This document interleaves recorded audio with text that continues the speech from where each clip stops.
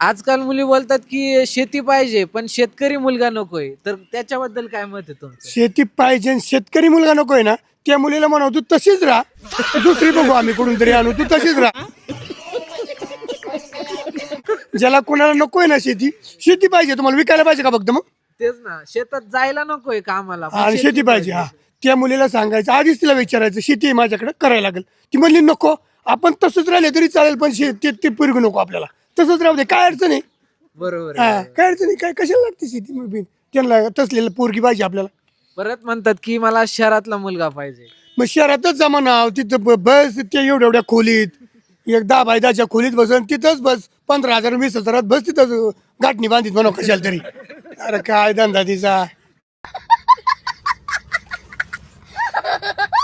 जसं तुकाराम महाराज जसं संसाराला विटले होते, सोडून गेले ते सगळं म्हणजे. नाही नाही, विटून नाही चालणार. शेतकऱ्यांनी संसाराला विटून चालणारच नाही. हा. बायको नसली तर कुठं भाकरी कोण करणार आणि ती शेतीत कोण जाणार, काय मजा नाही येणार त्याला. बायको पाहिजे. मला वाटतं म्हणतोय प्रत्येक शेतकऱ्याला 2-2 बायका पाहिजेत, मजा येईल. मजा येईल पण मिळत नाहीत ना. तुम्हालाच मिळेल तर आम्हाला कोण देते?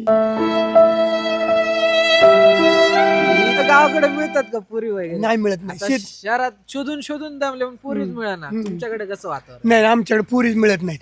हे का आमचा पोर आई एक लग्नाचा आहे, तो मागचा आहे, ह्यो बी आहेच. तुम्हाला आहेत का मुली वगैरे? आहे की एक मुलगी आहे. तुमच्या काय अपेक्षा आहेत? कसं? नाही 10 एकरवाल्यालाच द्यायची, मधल्या 5 एकरवाल्याला सुद्धा द्यायची नाही. ज्याच्याकडे 10 एकर त्याला द्यायची. तो कसा दिसायला असं तरी चाल, पण 10 एकर त्याच्याकडे जमीन द्यायची.